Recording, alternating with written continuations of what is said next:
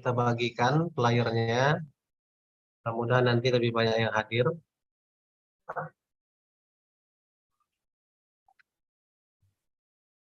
Oke, sudah bisa kita buka kira-kira Pak Ketua Jurusan? Siap, siap. Oke, Assalamualaikum warahmatullahi wabarakatuh. Selamat pagi, salam sejahtera buat kita semua. Baiklah, marilah kita bersyukur kehadirat Tuhan Allah Subhanahu wa Ta'ala karena atas ridho dan izinnya acara ini dapat terlaksana. Selamat datang semua kepada peserta Friday Forum. Yang saya hormati Bapak Dekan Fakultas Bahasa dan Seni Universitas Negeri Medan, Bapak Dr. Abdul Rahman Adi Saputra MHum, dalam hal ini diwakili oleh Bapak Wakil Dekan 1, Bapak Dr. Wahyu Triatmojo MHum. Yang saya hormati Ibu Wakil Dekan 2, Ibu Dr. Masitowarni MED. Yang saya hormati Ibu Wakil Dekan 3, Ibu Dr. Marice MHum. Yang saya hormati Bapak Ketua Jurusan, Bapak Ariadna SSMA PhD, dan yang saya hormati juga Ibu Sekretaris Jurusan, Ibu Fahri SPD MHum, dan tidak lupa juga Ibu Kaprodidik, Ibu Nora SPD MHum SS, dan Ibu Kaprodi Nondik, Ibu Julie Hasibuan SSM HUM, serta Ibu Kalab, Ibu Rika SSM HUM. Yang saya muliakan semua peserta Friday Forum hari ini yang mungkin banyak dari luar kota, mungkin bahkan dari luar pulau, mungkin tadi telah dikatakan oleh Bapak Ketua Jurusan, dan semua dosen Unimed yang berkenan hadir pada hari ini, serta alumni dan peserta lainnya. Khususnya kami dari Friday Forum mengucapkan terima kasih banyak kepada Bapak narasumber kita, Bapak Dr. Andes Lidiman Sinaga MHum, yang dalam hal ini beliau adalah salah satu dosen senior yang kami punya dalam hal translasi atau translation, yang akan membagi ilmu translasi kepada kita semua dengan topik translation, collocation as a travel maker. Nah, ini travel makernya yang bikin menarik. Berarti collocation bikin travel maker. Saya juga nggak paham, nanti akan dijelaskan oleh Bapak Lidiman lebih lanjut tentang travel makernya ini, yang bikin penasaran loh Pak. Nah, semoga juga perjalanan karir Bapak yang tadi sudah kita bicarakan menuju purna bakti pada tahun ini tanpa ada sesuatu apapun, dengan mulus, kalau pesawat mulus mendarat di lapangannya. Artinya Bapak ini Pak Lidiman ini menjadi dosen yang berhasil, selamat, baik, sehat, sampai sekarang juga masih berbagi ilmu buat kami ini junior Bapak. Semoga ini semua menjadi pahala buat Bapak, menjadi berkah buat semuanya, dan ini menjadi ilmu buat kami nantinya. Untuk itu tidak berpanjang lebar, kami mohon Bapak Dekan dalam hal ini yang diwakili oleh Bapak Wakil Dekan 1, Bapak Dr. Triatmojo MHum, untuk membuka acara ini secara resmi. Kepada Bapak kami mohon tempat dan waktu. Terima kasih. Ya, baik, terima kasih Pak Ketua. Izin Pak Ketua, dengar suara kami kan? Dengar. Ya. Jelas, baik. jelas. Bismillahirrahmanirrahim. Assalamualaikum warahmatullahi wabarakatuh. Selamat pagi, salam sejahtera untuk kita semua. Yang sama-sama kita hormati Wakil Dekan 2, Ibu Dr. Masitowarni Sekar MED, Yang kami hormati Wakil Dekan 3 Ibu Dr. Marijan Hum, yang kami hormati Ketua Jurusan Bahasa dan Sastra Inggris Bapak Aryatna MA PhD, Sekretaris Jurusan Ibu Faryaswani M. Hum, Ketua Program Studi Pendidikan Bahasa Inggris Ibu Nora Ronita Dewi SPD M. Hum, yang kami hormati Ketua Prodi Sastra Inggris Ibu Juli Rahmadani SSM Hum, Ketua Lab Bahasa Inggris Ibu Rika SPD MPD kandidat doktor. Kemudian yang kami hormati Ketua Friday Forum Bapak Dr. Muhammad Nasir M. Hum. Sehat-sehat Pak Nasir ya Bang Nasir. Ya, alhamdulillah Pak. Yang kami hormati Bapak Ibu Dewan Dosen di jurusan Bahasa Inggris, dan yang kami hormati hadir bersama kita ini tamu-tamu kita yang bergabung bersama kita. Sempat saya tulis itu ada tadi dari Bapak atau Ibu dari Biro Adpim Pemprov Kalimantan Timur, kemudian Swan Translation, kemudian dari PBI Unsam, kemudian dari Pemkab Kepahyang, kemudian dari STBAPIA, dan Bapak Ibu sekalian yang hadir bersama kita. Pertama yang utama, marilah senantiasa kita memanjatkan puji dan syukur alhamdulillah pada Allah atas rahmat Allah, atas hidayah Allah, atas izin Allah kita bisa bertemu di awal tahun baru 2023 dalam acara Friday Forum yang memang menjadi agenda rutin kegiatan akademik di jurusan Bahasa dan Sastra Inggris. Pak Ketua, pertama salam dari Dekan IBS, mohon maaf tidak bisa hadir karena ada yang harus beliau kerjakan. Salam beliau untuk kita semua yang hadir pada Zoom meeting ini. Yang kedua, tentunya Pak Ketua, terima kasih telah mengawali kegiatan akademik yang dibingkai dalam acara Friday Forum kali ini, yang mendatangkan narasumber yang kita muliakan. Ini dosen kita, senior kita, Bapak Dr. Andes Lidiman SM Sinaga Hum. Kemudian dengan bawa tema atau judul adalah Translation Collocation as Troublemaker.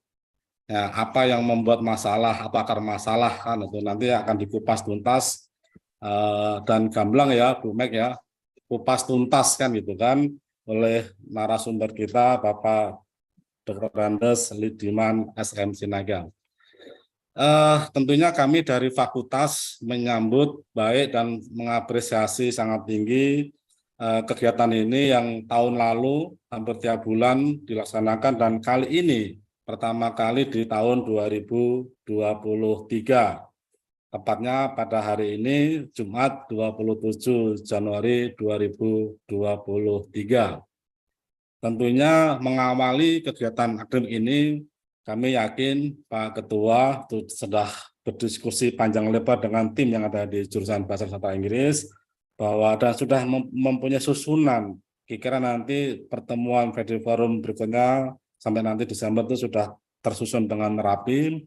Mudah-mudahan kita semua diberikan kesehatan, diberikan kemudahan, diberikan kelancaran oleh Allah, sehingga agenda-agenda yang telah tersusun rapi itu nanti mendapat ridho Allah dan bisa berjalan dengan baik tentunya. Nah, terkait dengan ini kami berharap Bapak Ibu yang hadir melalui Zoom meeting ini nanti bisa secara seksama untuk menyimak apa yang nanti akan disampaikan oleh Bapak narasumber tentunya.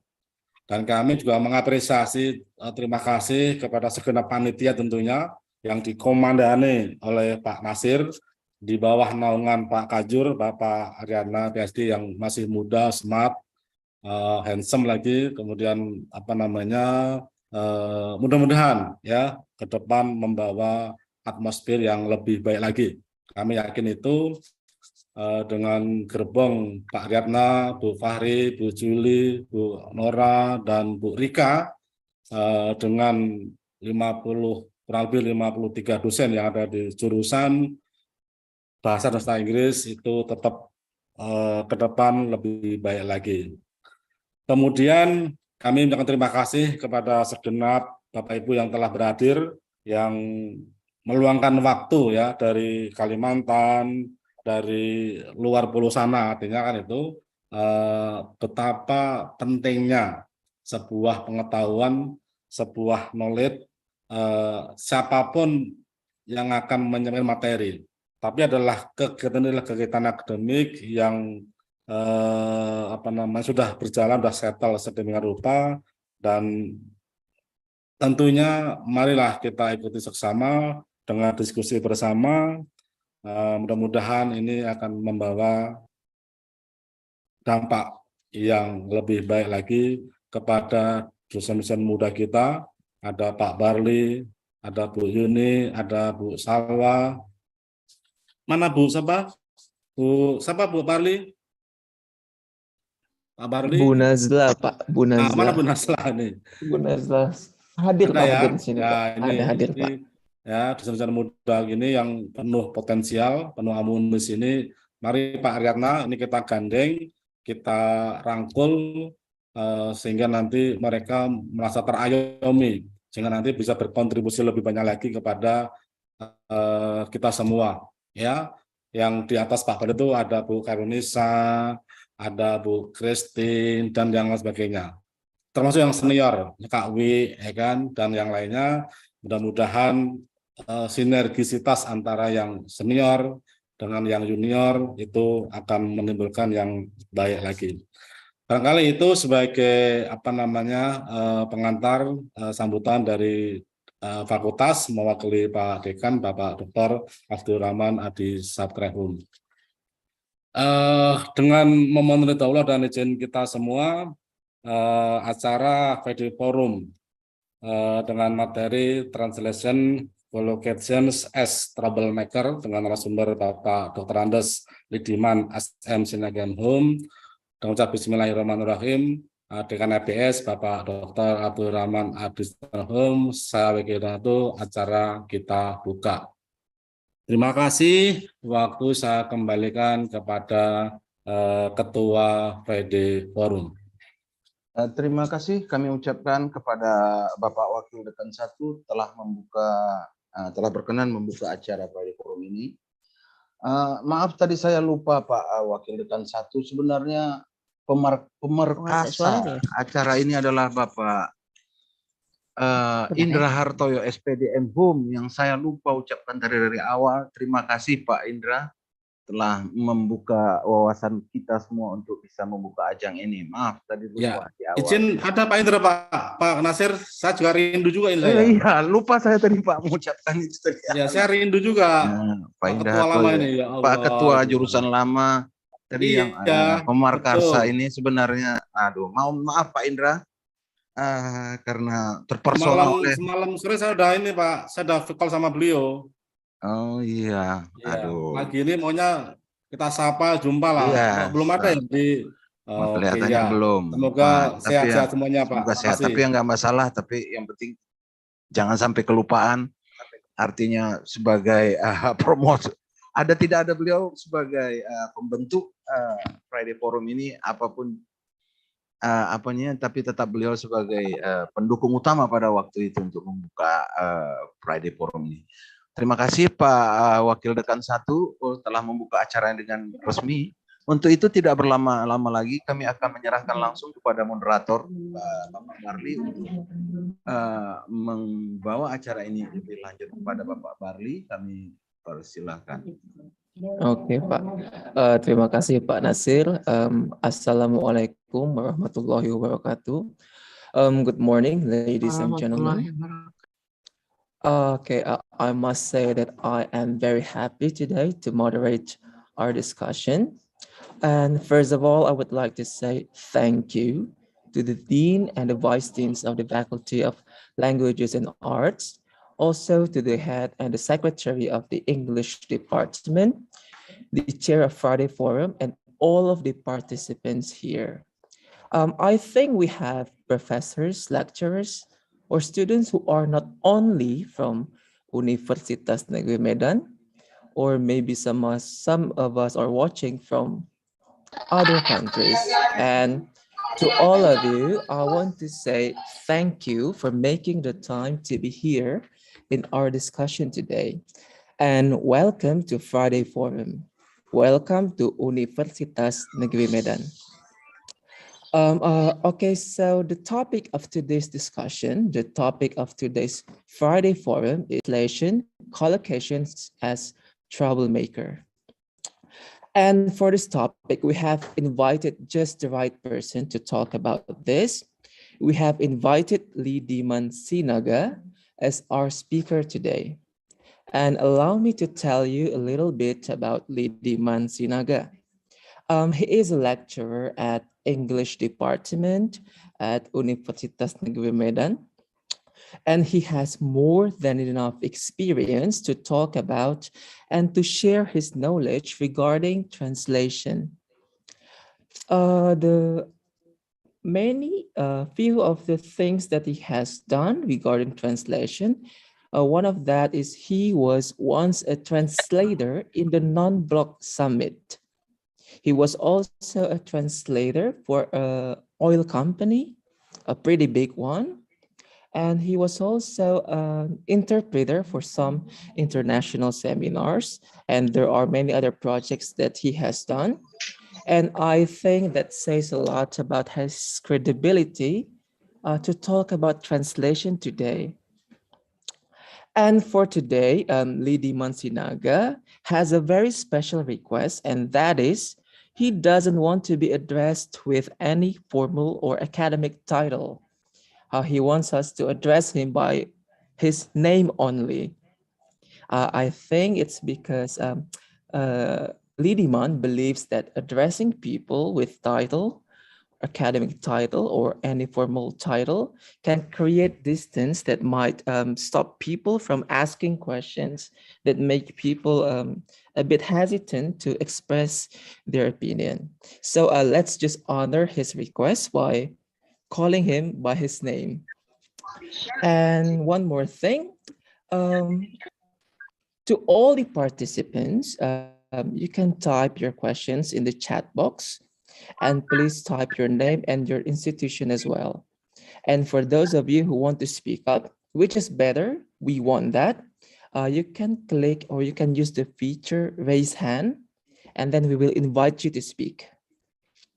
And about the attendance form, we will share the form when we are about to finish this forum. So without further ado, let's welcome Lidiman Sinaga. Okay, Pak?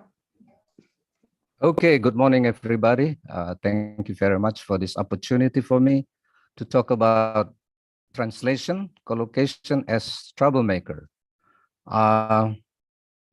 If you drive your car and stop at a traffic light, then you see three colors, green, yellow, red, and you know what each color signifies. Let's say red, it means stop, yellow, stand by, green, go on and move.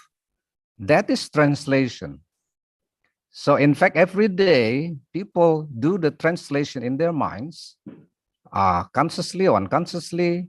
That is translation. And this is called intersemiotic translation. So you probably don't realize that you are also a translator of nature, of life, of your philosophy. That is intersemiotic translation. Second one, if you read, let's say, a contract in Bahasa Indonesia, a legal contract, statutes or constitution, it's not that easy to understand that. So even Bahasa Indonesia should be translated into Bahasa Indonesia. This is also translation. This is called intralingual translation. It means the source language and the target language are of the same language. So every day you do this. If you read, let's say, our 5 principles of Panchasila, right? You should interpret each of the components of the Panchasila. Although it's in Bahasa Indonesia, but everybody may have a different meaning or interpretation of each component. This is the second type we call intralingual translation. And the third one is the interlingual translation. This is the main focus of our studies at our English department. That is from English into Indonesian or Indonesian into English, right? So now let's move on. What is translation? Translation is just a matter of transferring the meaning of the source language text into the target language. Now you have the hierarchy of the language here. You have the smallest units of the language. Let's start from sounds or phonology or phonemes. So if you say adu in Bahasa Indonesia, the English one is ouch. And you move on to after sounds, again, you should be careful here. You have different perceptions of sound. So it's been researched that different people interpret the sounds or even the voices of other people as different meanings.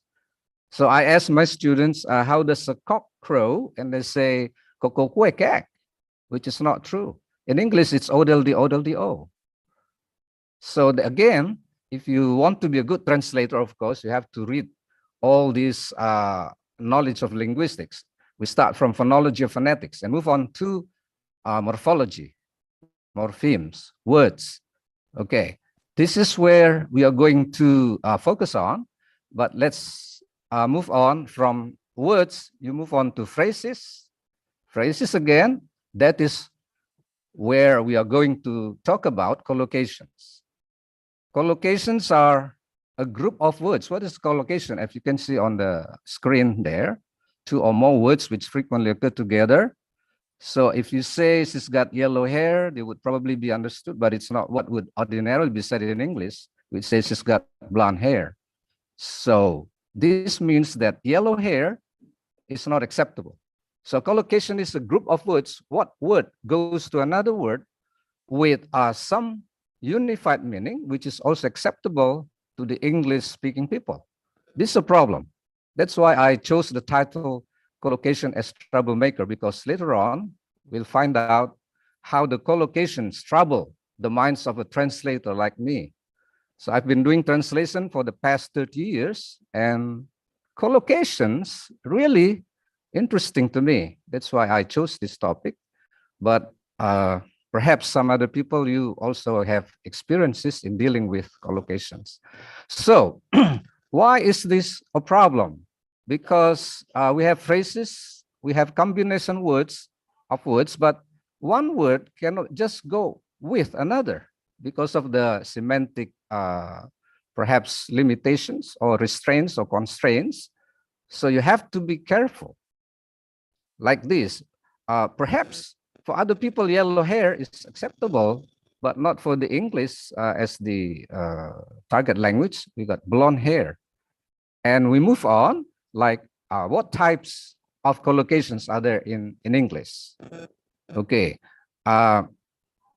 Now, many linguists, let's say thinkers in translation studies, can classify collocations into actually 2 types.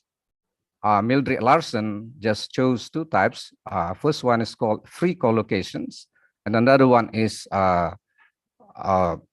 what we call like fixed collocation. This is also called an idiom because you cannot just change the collocate. And the one is free collocation.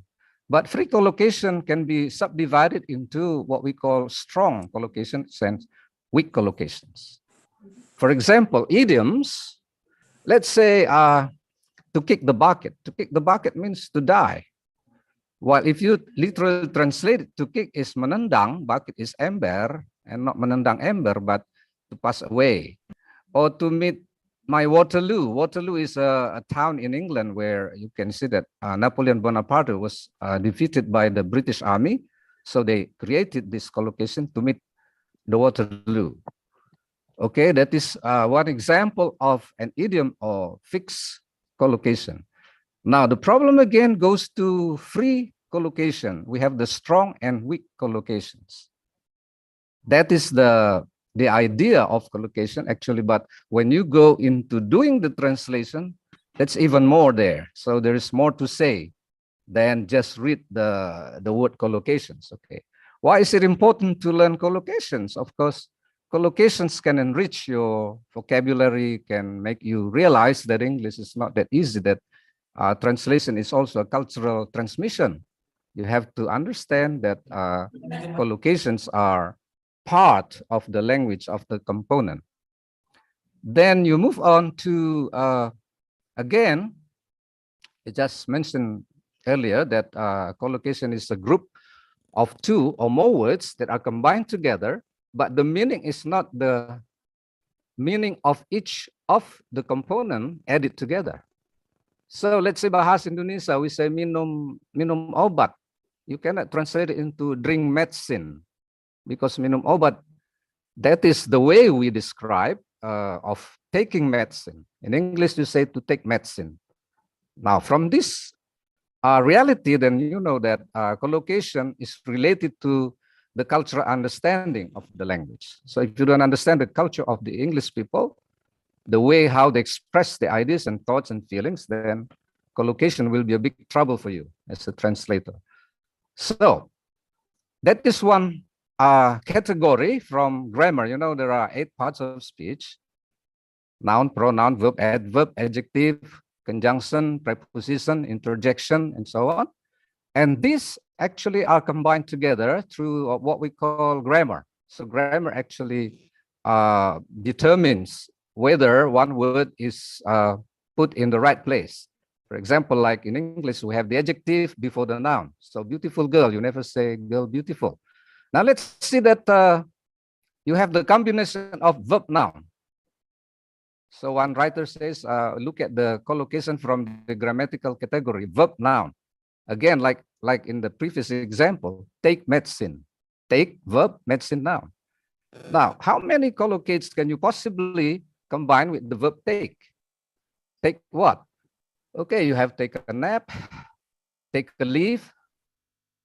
What else? Take breakfast, take time. But not every noun can be combined with the verb take. That is the problem of collocation. So you have to look up your dictionary, of course, not for what we call finding the equivalent, but it's choosing the equivalent. One biggest mistake for a translator is when he reads a text and then he suddenly opens up his dictionary. That is wrong. The dictionary provides with choices or a selection of equivalents. So what you are doing is you have to read the equivalents. Okay? Right, then let's move on to the grammatical category. First, verb plus noun, like take medicine, break the record, and so on. 2, you have a adjective noun. Well, you can say beautiful woman, but not beautiful man. This is a problem of collocation. What collocates are possibly accepted after beautiful? Maybe you can say beautiful lake, beautiful song, but not beautiful man. It's a problem of the meaning of beautiful. That is number 2. Number 3, we have noun, noun. Noun plus noun. In the old traditional grammar, you call it a compound noun. But again, this is again the biggest problem in translation, noun, noun, because translation is related to all sciences. If you look up your scientific notes, there are 1,700 branches of science. Let me just pick up some from physics, like optical illusion, or let's say chemical reaction, or chain reaction. If you translate chain reaction or reaksi berantai, does chain here means like rantai or whatever? But actually it goes to like domino effect. You see that one thing can influence another, that is chain reaction. But chain reaction can also be used in physics. So sometimes you have to understand the field itself. Like what Eugene Nider says, there are 9 procedures of doing translation. Number 1 is the first and foremost, the most important thing in doing translation before you take up translation is you should understand the text. So there's a question like, do you understand the text? If you don't understand the text, never translate it. That's number one. So don't try. Well, if you do, maybe you will produce mistakes or errors, and that is not adequate for the customers or clients or readers or the audience. That is number one. Do you understand the text? So if you have to translate a text of physics, you must learn physics. That is why Robinson, in his book on page 77, Becoming a Translator, Douglas Robinson said, a translator must know anything and everything. So a translator should be versatile, curious, knowledgeable, and so on. We can discuss this later if you are interested in becoming a translator. Okay, you have noun, you have a combination of, let's say, countable and uncountable. So you have like a bar of chocolate, a bar of soap, a piece of information, and so on. Now, what's interesting is when you use the word, the collocation, a piece of cake. Now, literally a piece of cake, you can imagine, okay, a cake is divided into parts and then you have a piece of cake. But when it is used as another meaning, like in the movies, when somebody says, hey, you have to do this, and then the other one says, well, it's a piece of cake. It means it's easy. I can do it. I can handle it. It's a piece of cake. So be careful. You have to understand the context of the word. So Ludwig Wittgenstein, the German philosopher and linguist, says that the meaning of a word is in its use. And he further says that the limit of my language is the limit of my world. Ja, die Grenzen meiner Sprache bedeutet die Grenzen meiner Welt. The limit of my language is the limit of my world. So if your language is very small indeed, so your world is also small. It means the more words you know, the more terms or whatever, then your knowledge will be larger. You will understand nature, the universe, and everything around you much better. That is the problem of collocation. Then from noun to noun, okay, you have verb, adverb. Verb, adverb. Let's say adverb modifies the verb. That is common grammar. You know that, like you speak quickly. Okay, you speak quickly. That is okay. People understand that. You don't have to deny that it is possible. But when you say describe vividly, you want to describe something like a story vividly. What does vividly mean? That is an adverb. Is it acceptable in English? A vivid description. So again, verb and adverb must be seen from the semantic features again. That's why Eugene Neider also introduced componential analysis, like you should understand the semantic features of each word that you combine in a collocation. Okay, that is a verb, adverb. So you also have the adverb, adjective. Let's say like stunningly beautiful woman. Okay, stunningly from stunning again. Adverb is formed by adding "ly" to adjective, that is common. But the choice of stunningly is not that easy. Stunningly beautiful woman. So the woman who's beautiful and he can make you feel stunned. Stunningly beautiful woman, something like that. And you have other categories. How much time now? 20 minutes? Sorry, I'm given 20 minutes so we can have more sharing here already. Okay, we've got that already, strong collocations, weak collocation, right. What is that strong collocation? Okay, you know this, which words are very closely associated with each other. That is the idiom, actually. Strong collocation is same as idiom. Weak collocation, that means free collocation, you have more collocates. Collocates are the words that can be combined with the stem or the root of the word. Like, what is the stem in the collocation? Like to break the record. The stem is break, and the record is the collocate. Okay, to break the record, to break the limit, to break the door, and so on.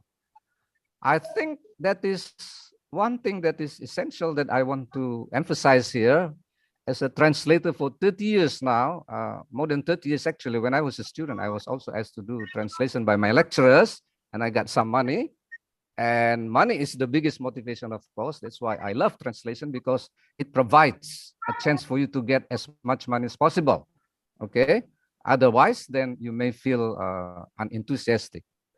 Right. Again, why do I think that collocation is a troublemaker? Because when you come to sciences, let's go back to the slogan that a translator must know anything and everything. Okay, take any science that you like, then you will discover, let's say in medical science, you have so many names there, like Alzheimer's disease, Cohran's disease, Parkinson's disease, hundreds of terms using the names of the people who discovered the disease. Okay, and this is probably not translatable because you don't need to change the name, but you have to understand, like Parkinson's disease. You cannot change Parkinson into another name, but you have to explain that. In the theory of untranslatability, you have to explain that. What does it mean, Parkinson's disease or Alzheimer's disease and something like that? You go on to other sciences, then you will discover that you need to know more. So two types of knowledge you should access to or acquire, non-linguistic and linguistic knowledge. So if you study translation, all the linguistic sciences must be under your control. Okay, you must master them, plus non-linguistic.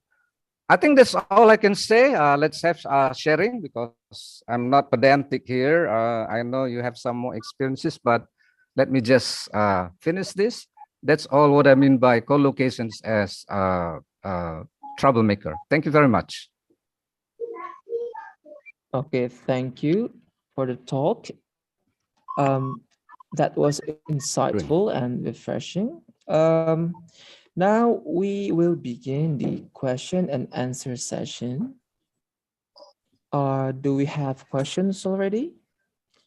I think the participants are still trying to formulate the questions. But before that, I myself have a question for you. You said something about that translation is a cultural transmission. So when we are translating something, how do we know that what we have translated is already accurate, that it is already acceptable in a target language, the target culture, sir? Do we have a reference for that? You are still Culture, muted. yeah, culture covers so many aspects of life. You know, even religion is under culture or anthropology, actually. So if you translate a holy book, for example, is this acceptable to the readers of the target language? Okay, there are things that you cannot directly translate, whether the idea is acceptable. So translation is also concerned with power, politics, ideology, and knowledge of the local people, let's say the vernacular of the source language. So for example, if you translate a holy book, okay, let's pick up many holy books in our country, the Bible, the Quran, and so on. This should be revised. One example of the translation, the Holy Bible in South Pacific, when they say you stand at the door, if you say you stand at the door, now literally someone is going to knock on your door, but in that area, if you stand at the door, it means you are a thief. You are not a guest. So you have to, what we call alter, change. So in the theories of translation, you have alteration, addition, subtraction. So Peter Newmark said that there is no perfect translation, either under translation, that is below 100%, or over translation, maybe 110%. So the translator, okay, that's against the ethics of sameness, okay? So translator can be a propagandist, can be a commentator, can be a teacher. So it's actually teaching some kind of culture. Let's say the Western civilization, okay, they got all the knowledge from the Middle East, Egypt, Saudi Arabia, Iraq, Iran, and then they translated all these textbooks. Then they have algebra, algebra, from algebra, and so on, then you know it is culture. But again, these all nations actually, struggle or strive for knowledge. Then they know maybe the best or the fastest thing to do is translation. When we want to get the knowledge from the American people, you do the translation. Like in Japan, once one book is published in America, in the US, in 3 months, they have the similar translation in 3 months, because in Japan, translators are civil servants like us, PNS. So the government pays them. So it's not like in Indonesia, you are like me, maybe an amateur or professional, depending on the situation. But in Japan, they have a team of translators by the government. So their job is to translate anything that comes from the States. So now Japan can compete with the US. That is also culture. And they even have what they call science espionage. They send out to America, like spies or espionage, like for taking the pictures of certain designs, let's say like a nuclear submarine. So they again send these designs to the engineers in Japan, and they imitate that. They can produce the same product. Okay, that's the way how you understand that translation is culture. And can they get that? Of course, certain people may, protest. This is not meaningful. This is nonsense, something like that. So if you talk about avatar, avatar means you go up there, you can go to heaven and get back to earth, and then you can see the fire. Is it feasible in the local people? Is it acceptable? So if it is not acceptable, okay. Or levitation, for example, you can act against the gravitation. So if somebody can fly up, that is against the gravitation. Have you ever seen a man flying up to the sky? Something like that. Otherwise, you cannot translate it. Thank you. Thank you very much. That answers my question, sir. And do we have questions already? Yes, we do, sir. Oh, collocation and idiom. Okay, yeah. Yes. Yeah, idiom is a collocation, but we call it a fixed collocation. Fixed meaning you cannot change it anymore because it is acceptable through the years. 10 properties of language. Language is conventional. One of the properties of language is convention. It means, do the speakers of English accept that? If this is already published maybe for years, and put into the dictionary, that is called an idiom. So an idiom is actually a collocation, but it is called fixed collocation. Okay. Okay, thank you, sir. Now I see Lidiman. Professor Berlin has No, sir, raised his Lidiman. hand. Oh, sorry, Lidiman. sorry, Lidiman. I still feel awkward to call you by name Yeah, only, Lidiman. Yeah, But okay. we have Sounds questions familiar. from Professor Berlin, Lidiman. So take your time, Prof. Okay, thank you, Pak Barli.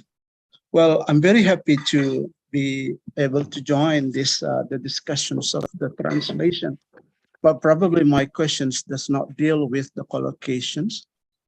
My questions possibly deals with the equality related to the theory of Peter Newmar, and also to the translations of the Bible.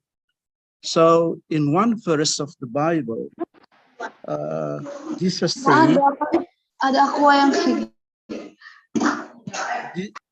say, Simon, apakah engkau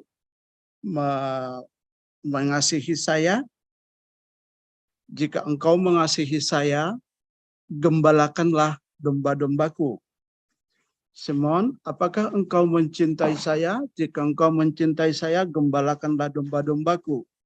Simon, apakah engkau mempercayai saya? Something like that. Gembalakanlah domba-dombaku. But when we look at the original verse in English, the text says like this: do you believe me, Simon? If you believe me, then suffer my shepherd my lamb. If you believe me, then feed my lamb. If you believe me, then take care of my lamb. My question is, in the English text, there are 3 sentences saying feed my lamb, care my lamb, and shepherd my lamb. While in Bahasa Indonesia, it is just only translated into gembalakanlah domba-dombaku. The same translation also is found in Bahasa Batak. In Bahasa Batak, permahanima biru-biruku. My question is, why the translations change into a matter of frequency 3 times rather than into the translations of the sentences itself? Till now, I'm still thinking of what are the considerations of the translator to turn 3 sentences into just only 1 sentence, probably from the perspective of the culture, Batak culture and Indonesian cultures. Do you have any idea about this translation? That's all I think, Pak Lidiman. Okay, that's a good question, Pak. Actually, we have the theories about prominence. That is to emphasize the meaning. Prominence, like in English, we have the proverb do, like I do love you, do sit down. So here we have a prominence of different verbs, like the intensity of meaning from to feed, to guide, to shepherd, and so on. So maybe the translator in this case couldn't find the precise equivalent of the verb, but he understood that this is about prominence, that is intensifying the meaning. Then you may, okay, this is again a scandal of translation, you may add like 3 times to show the what you mean by the equality of meaning. Actually, they're all verbs but have different semantic features. So the translator understood perfectly well that the idea behind this is prominence, that is intensifying or emphasizing one idea of look, you don't just guide the you become a shepherd, guide the flock or the lambs, but you also teach them, you also lead them. And English is rich in the verbs, while in the vernacular we have a few verbs that can actually represent the expression. Let's say like numbers in Bahasa Batak. You have no millions or billions or in Bahasa Batak. So you have to find the way of solving this problem. That is again a problem in translation. You have many theories about that in translation, like what should the translator do just to help the audience of the target language understand the meaning, the idea of equality or prominence, or things like that. But that's a good question, of course, and that is the problem that you have to solve as a translator. Maybe you are not so faithful, although some translators always emphasize on the faithful, on the fidelity of the translator, but that is a problem. And many translators in the world sometimes don't agree to certain concepts of translation. So you have Eugene Nida, Peter Newmark, or Andrew Chesterman, many others like Lawrence Venuti. They all have their own version of translation, including like a cultural translation. But perhaps the basic question, Pa, is the message there of intensifying that what Jesus said to the disciple, whether he should guide, he should teach, he should lead all these people, because they know that the word of God can be misinterpreted sometimes. Yeah, thank you. Well, can I say one more? Probably we need to have a little bit discussions. Yes, as a matter of fact, I already wrote this article 4 or 5 years ago, but I'm still curious.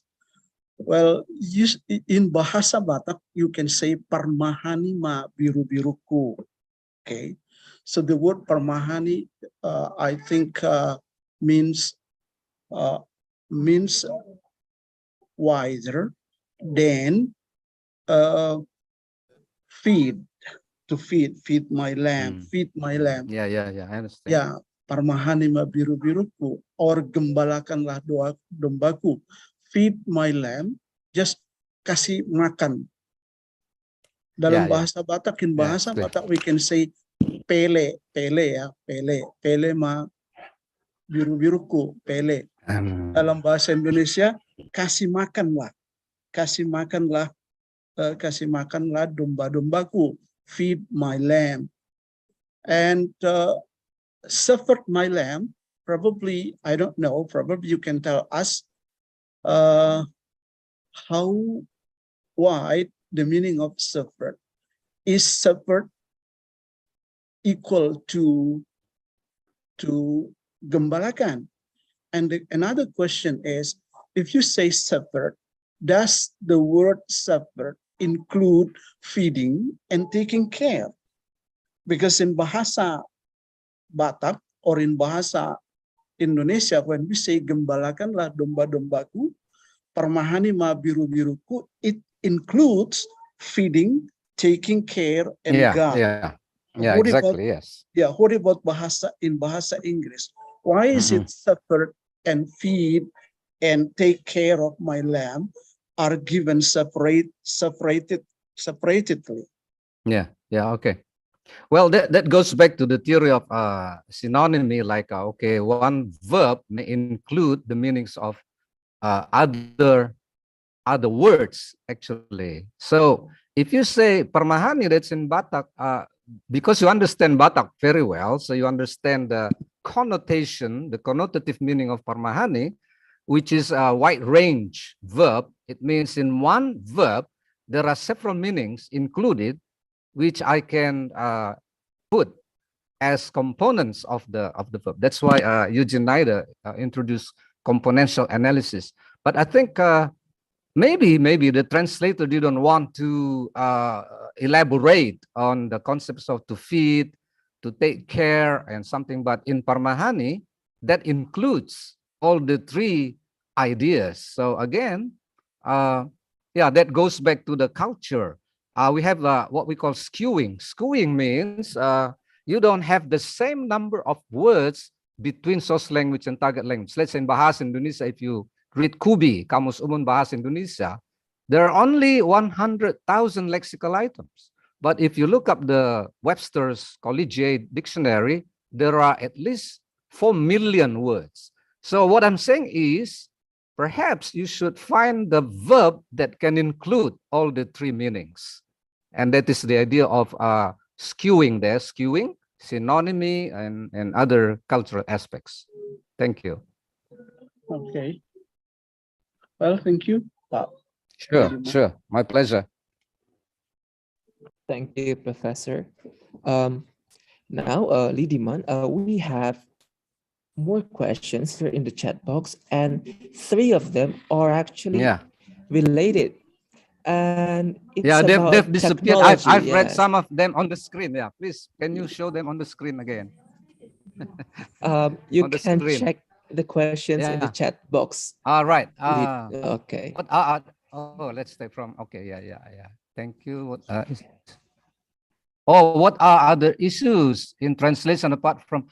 So many, of course. Mazaya, Harahap. So many, because translation is also what we call multidisciplinary and interdisciplinary. Multi means a lot, so all sciences must be included in translation, because the transfer of science and technology by far has been done through translation. So many issues.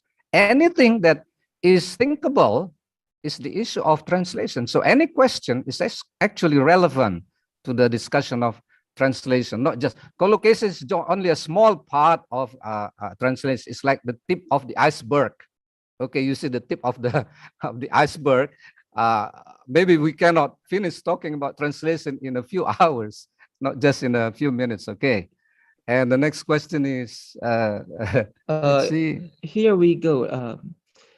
Ideal goal of, so manipulation. Before that, Before that, Oh, yeah. Lidiman, we have Yeah. 3 related questions.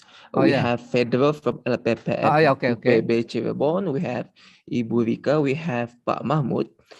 3 of them Yeah, ask yeah. the same Yeah, question. It's about what are Oh, your views on how's technology in oh yeah, yeah. translation?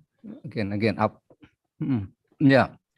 Is it How should we gonna respond to the replace? development of Yes. the translation technology? It might sound cliche, but nowadays many students or people depend on, let's say, Google Translate among many other machines. Are these machines becoming more and more accurate? Thank you, Pak Lidiman. Yeah, that's also the latest issue. You know, like Marit Koponen from Finland has been discussing about machine translations. So far, yes, perhaps there's a big challenge, yeah, on the part of the translator. Like I can use the Google translation machine, because now we don't talk about accuracy, but we talk about efficiency. If you use the machine, it is not human, so the brain can create many other words. So if these words are not put into the memory of the, let's say, the machine or the robots, like Chloe, okay, of course maybe the translator will not be used anymore. So in the future, like what these American physicist says, that you have the digitalized mind. So even our mind can be put into the digital algorithm. Next time, you don't need a translator anymore. The machine will take over, will take place, the position of a translator. But until now, you can do what we call post-editing, like what Marit Koponen said from Finland. Okay, she says that still people need you, even though they have the modern translation machines. But in this case, it's post-editing. Like, let's say literary translation. It's really hard for the machine to translate like a poem, okay, a statement that deals with religious or ideas or theology, something like that. But if the machine can all collect all these words, yes, in the future, there is no more translation. Just use the machine. If you read science fiction, okay, astronauts go to other planets, then they have machine translation, like the serpent language. Serpent means the snake. So because in many books, the devil, the evil, is pictured as a serpent. Okay, then the astronaut just switch on the button, and then the machine works, and then can translate. So it depends on how advanced the technology is. So if it can cover up all the technology of the mind, but you see, machine is the creation of our human mind. Well, if you can replace the human mind, then you don't need a human being as a translator. Thank you. Chat box. Check. Yes, Okay. go on, Pak. Barley. Thank you. So many questions. So Yes. very interesting indeed, huh? Yes, sir. Okay. Yes, Lidiman. I myself What's have another question, technology? Lidiman. Yeah. Okay. Can you answer this one? Sure. So, Go ahead. okay, for fresh graduates, let's talk about what's going to happen in the next 20 years, 30 years. Mm-hmm. Can we still rely, or can we consider translation as a career? Considering that technology will maybe replace human translators, what do you think about that? For the next 20 I think years, that's for the what next 30 years. that's what Pak Mahmud asked just now about technology and translation or translator. Do you have the career? You know, like Koponen said, until now you still have the function of the post editor. It means the results of the product of the translation machine is read by the translator, but his function is just to edit. That is called post editing. So you edit what has been translated by the machine, but on one condition, that you are cleverer, you are more intelligent than the machine. Be careful. The machine may be more intelligent than you. That is the fact. Like what Mikio Kaku said that one day there is no term like death. There is no term like death, because all the memories of the human being can now be digitalized. So one day, if you want to talk to your grandfather who passed away a long time ago, then they just switch on this digitalized machine. So the same question as Pak Mahmud, actually, I've answered that, Pak Barley, that one day your career as a translator will be slightly changed, maybe, or broadly changed, like you don't translate all the text entirely, but you only post-edit, you see like what is missing there, like the adequacy and inadequacy, adequacy. Okay, maybe that, okay, I ever tried this translation machine, like the author, the name of the author is Mr. Smith. The machine translated as Tukang Besi. So this book is written by Tukang Besi. This book is written by Smith. Smith is Tukang Besi, but Smith is only a name. But in the memory of that machine, Smith is Tukang Besi. That is what you are going to do. You have to edit this. That Smith doesn't mean Tukang Besi, but it's the name of a person who has written that book. Okay, thank you. Okay, Viman. Now we have Pak Willem Saragih, Pak. Speaking, Pak Pak? Willem. Speaking or writing? What? Hello. Oh, hello, Okay, sir. we can Yes. hear you, You're Pak. giving me Okay, a Pak. chance to join this talk. Oh, Okay, very okay. interesting. Hello.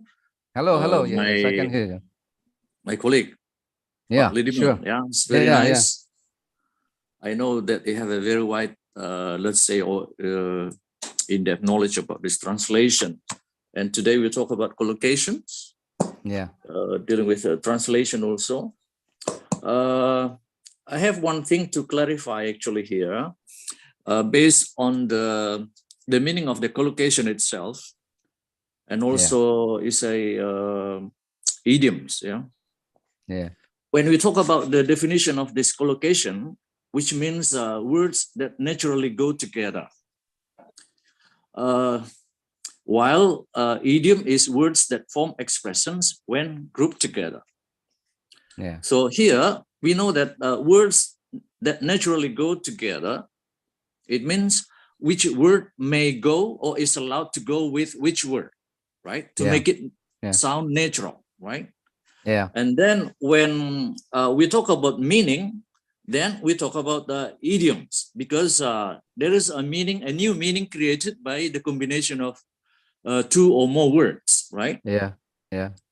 So as a translator, I think what is necessary for us to know is to know which word may go with which word.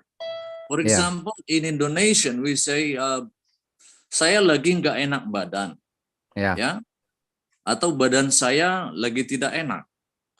So we must know which word actually can go together with badan. When you talk about enak, enak is adjective, so the combination is adjective and noun, right? Body.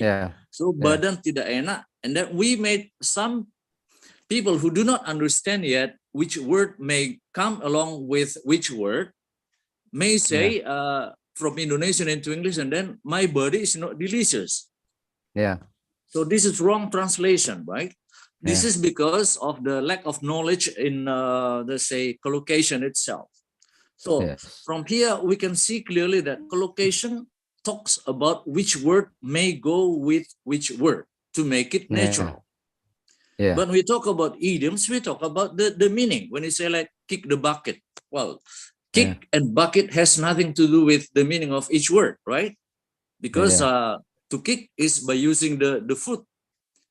Bucket is something, a container, like, but there is a new meaning created by the combination. So don't you think that there is a difference between, let's say, collocation and idiom? When you say that idiom is a fixed collocation, right? Fixed collocation. Okay.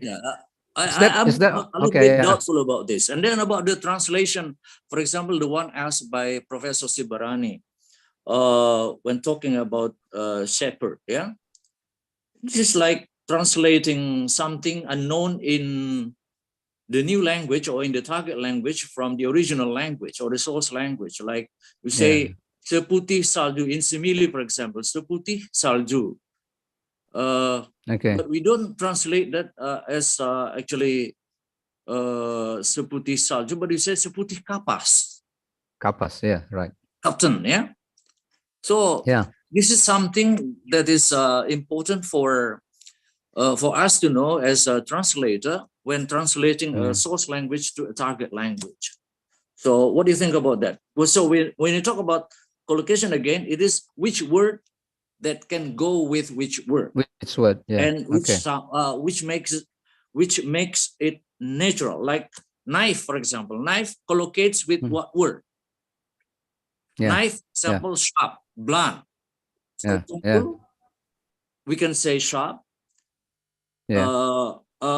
blunt, and then tajam, sharp. Yeah. So Yeah. it means knife collocates with sharp With and blunt. sharp. Yeah. Yeah. Yeah. So I would like you to make to give us your opinion about these terms, yeah, collocation and idioms. I believe that there is a difference between the two. So it's not only a matter of one is fixed and one is not fixed. Okay, that's all I would like to say. Mr. Lidiman, thank you.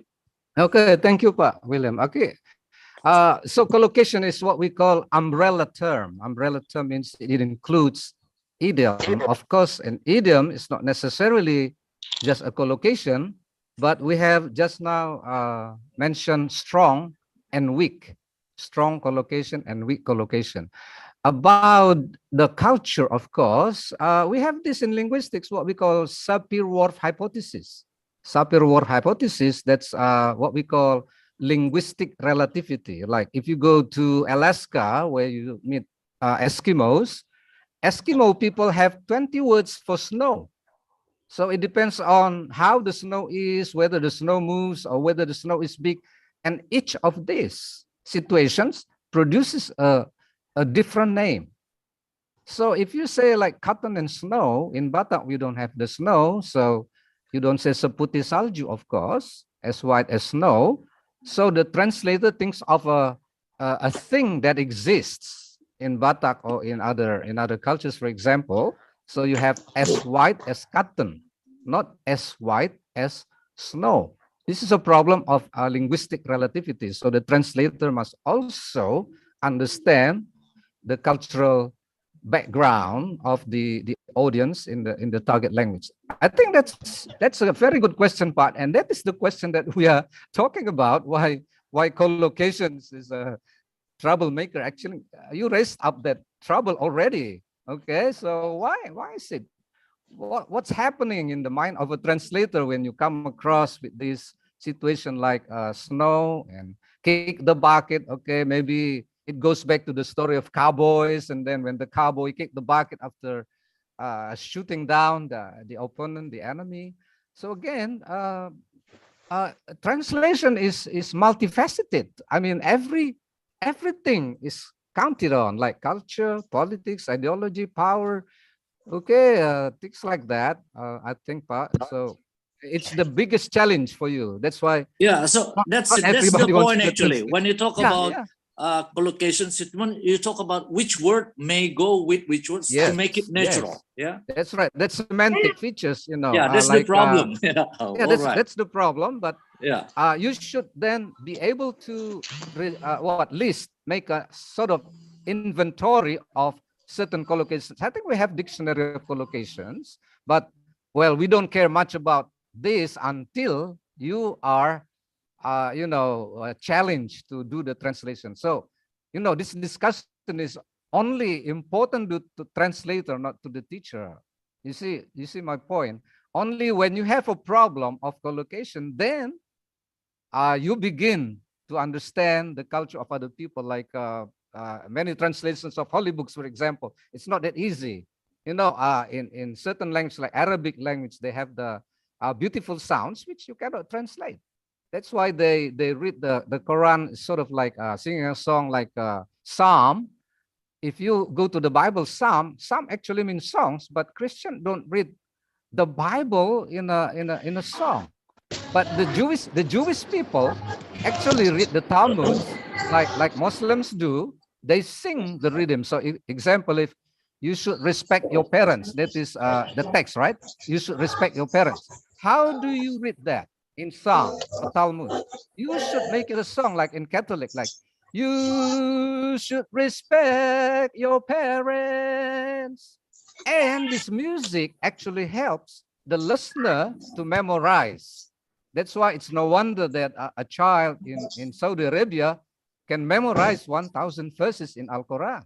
It's because of the song. My mother still remembers the Japanese song a long time ago. Yeah, although she may not understand the words, but she understands the song. She knows the rhythms. Okay, something like that. So that's why translation is a multifaceted discussion. I mean, it's not easy to talk about collocation itself. It's all related to many sciences. Thank you, Pak. Okay, Budiman, thank you. thank you. Pak Barli, Pak Barli, Yep, boleh saya, may I cut a little bit of time to of talk course. to Mr. Lidiman. Pak Lidiman, Yeah. I'm not going to ask you a question, but So the whole material that you gave us just now, maybe for all the audience here, would be boring to listen to me. But I have I met two of my ex-students a couple months ago. They were a translator, but translator from bahasa Inggris to bahasa Indonesia. One in Bali and one in Wakatobi. So like you told me that translation must adjust the culture. That's right. And yes, translation inspired by money. Yes, right. I yes. talked to them. They earn a lot of money. Yeah. No. This is Yeah. Okay. Right. Yes. Absolutely right. This Yeah. is a serious matter. Maybe if we have time, we would ask them to be a speaker in here because they earn money. Yeah. They earn money Yeah. 5 times that I earn from the university. Right. So the problem is, Well, that's this a good is idea. the truth. This is the truth. Yeah. Okay. Yeah. Okay. I understand. I talked to the audience in here that, so how? Because like all the question in here, rise in here just now, why don't most of them is rich people? Why don't they use a machine? Why do they have to learn from someone to teach them bahasa Indonesia? Because most of them is rich people. They have most of them is an investor in Bali, in Wakatobi, and one more in Mentawai. Now, so the problem is why they have to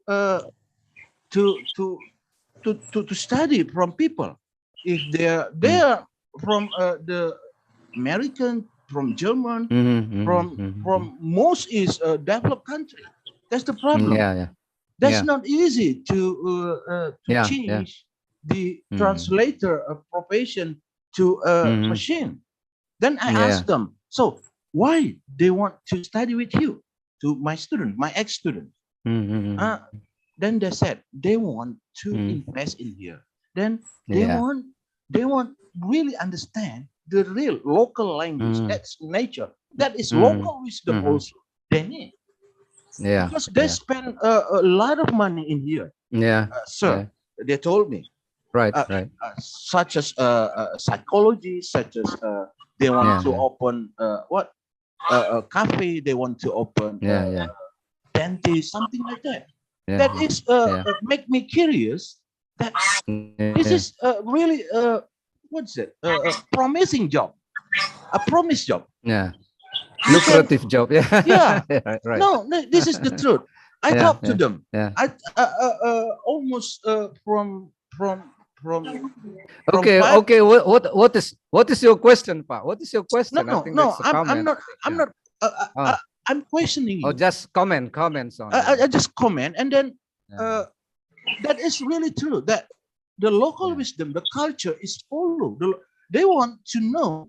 So the local language, but I mean the local language is not local language in such bahasa Batak, but bahasa Indonesia in local. Like here, we are in Medan. We have a bahasa Indonesia local.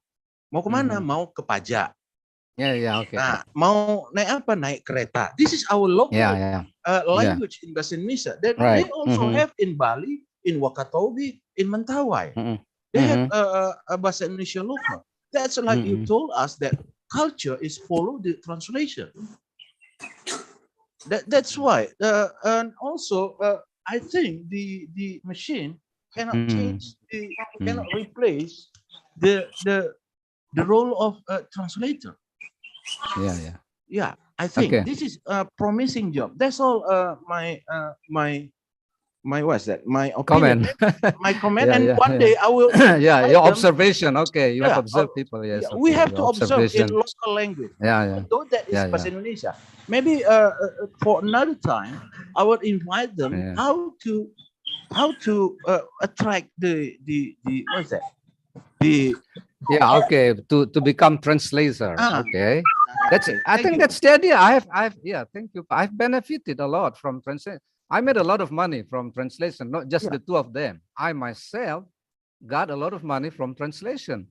But the question is probably, why don't our students get motivated to become translators? It's because it's not easy. They don't want to work hard. They don't want to read encyclopedias, thesaurus, dictionaries. So simple. They just want what they call the easy part, like Sigmund Freud said, the pleasure principle.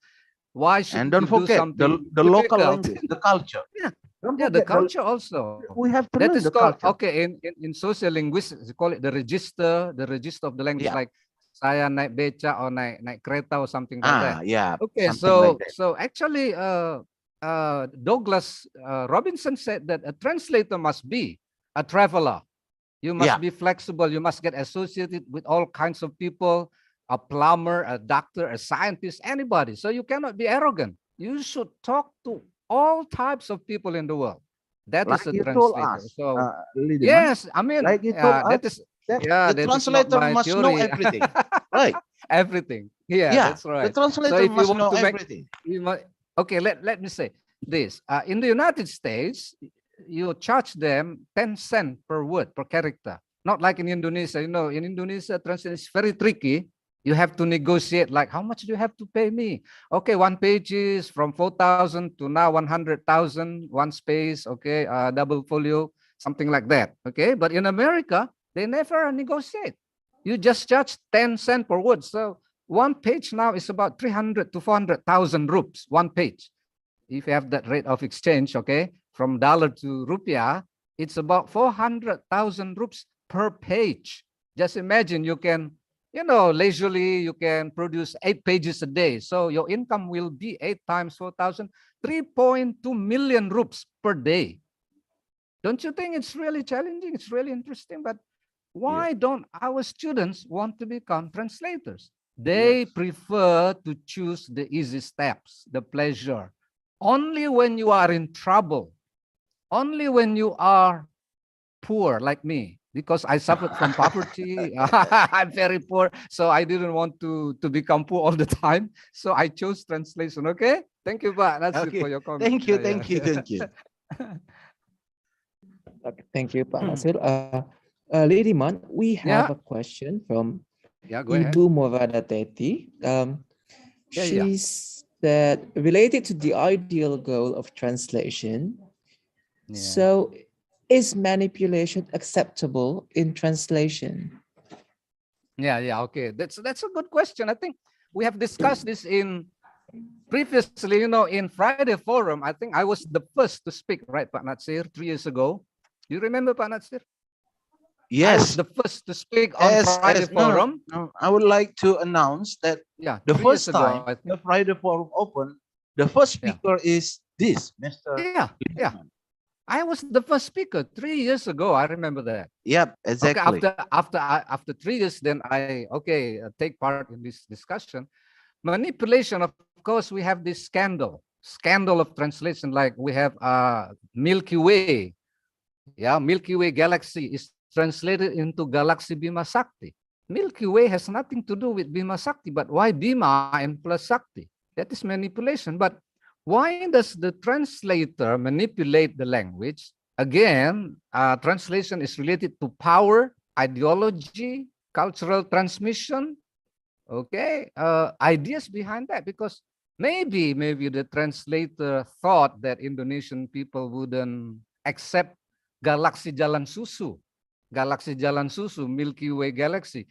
Well, when you see this in telescope picture, okay, galaxy, Milky Way galaxy consists of about 100 to 200 billion stars, and in the middle you see the not really white but like milky, the color. So among these 200 billion stars in the group, in a cluster, we call it Milky Way galaxy. But in bahasa Indonesia is galaksi Bima Sakti. Okay, this is manipulation actually. So Venuti, Lawrence Venuti, has been talking about scandals. You know what a scandal means? Scandal means you do something wrong, but people don't know this. Once Bima Sakti is accepted, that is the term and becomes a confessionalized term. Why don't we change it into Galaksi Jalan Susu? Okay, you have the transliteration, for example, you change the names of other people, but through morphological processes. So Matthew becomes Matthias, Mary becomes Maria, in Arabic, Mariam, or something like that. But that is not that far. That is not a scandal. It's only a morphological process. But Bima Sakti to Milky Way, can you see the scandal, the manipulation?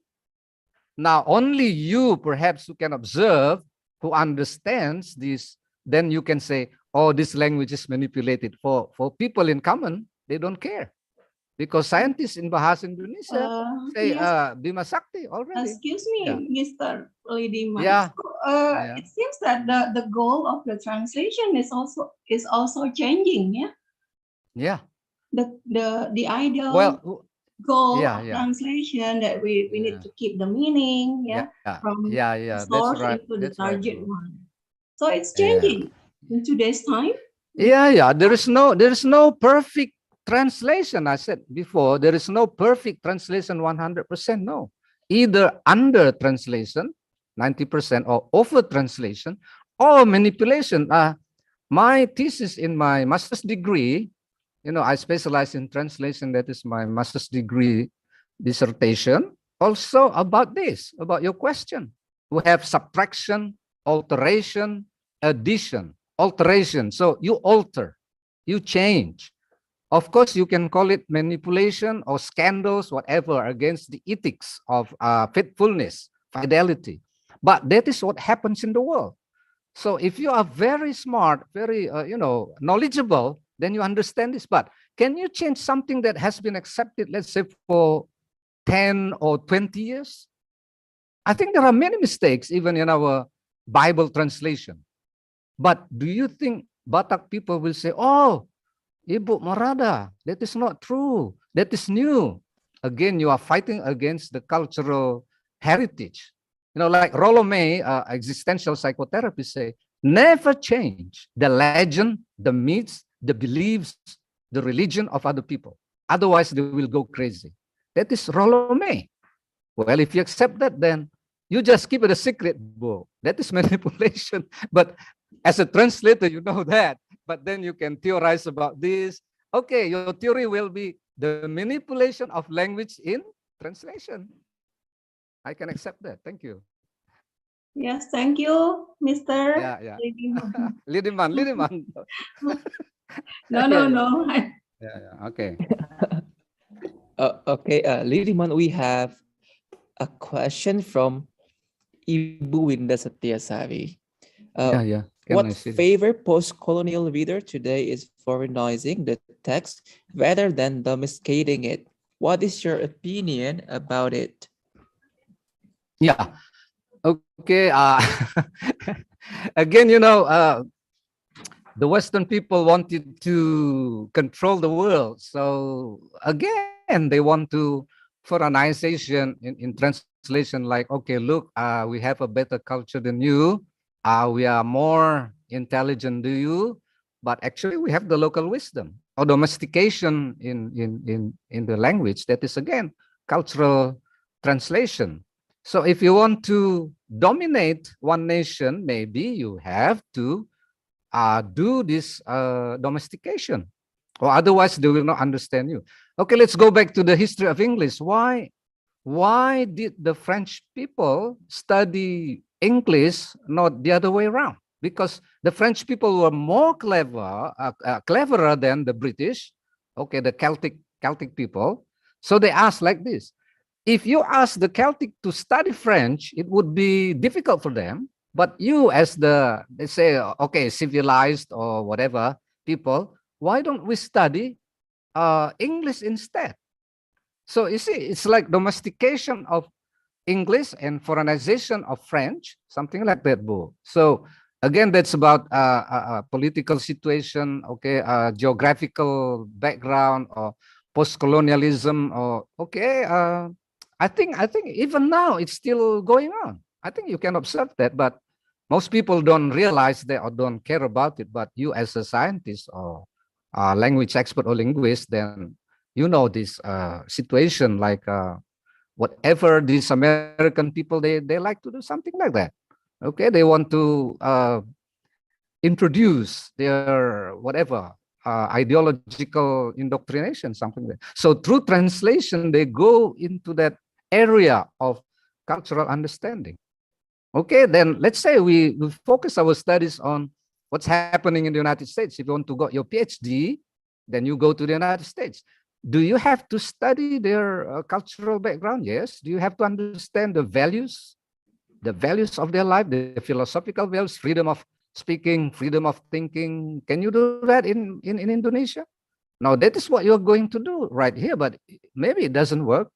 Let's say, why I say, don't call me sir or Mr. I think that's the idea of post-colonialism, of domesticating or foreignization. Okay, thank you, Bu.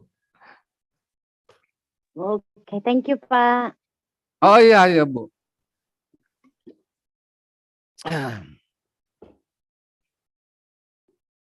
We still have another 30 minutes, right? Barely?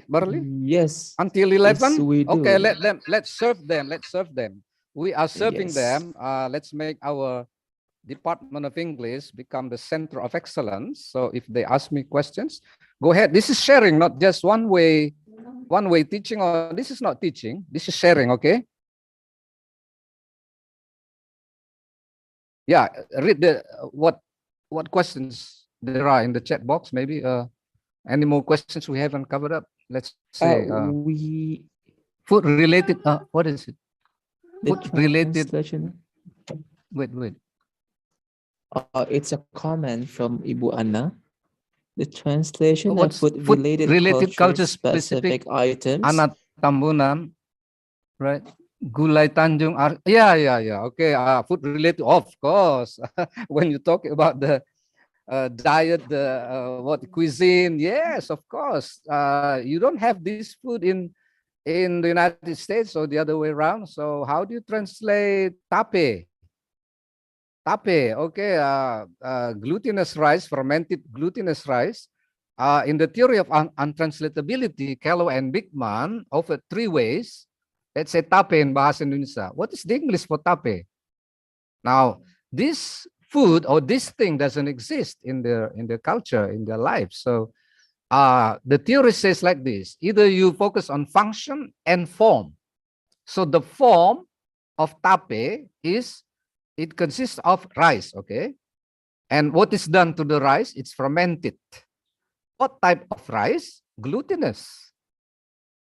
Okay, so you may base your translation on the form and function. So tape is translated as fermented glutinous rice. There is no one-to-one correspondence here. You see tape, only 1 in Bahasa Indonesia, but 3 in English. Fermented glutinous rice, this is a problem also. Now imagine if only one tape takes 3 words. So we have this Callow and Bigman said, like what we call it, just use the first time you do the circumlocution. What is circumlocution? The first time you translate tape, okay, fermented glutinous rice in brackets, and later you don't need to do that anymore because the readers are familiar already with the word tape. Okay, like in Spanish word mañana.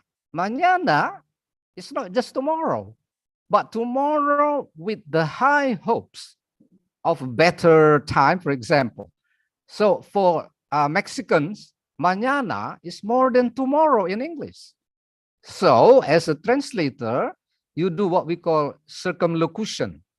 Circumlocution means you give the description, you add the meaning. Okay, mañana, it means tomorrow with brackets. But later on, you don't need to do that anymore. Just say mañana, mañana, mañana, and people understand that.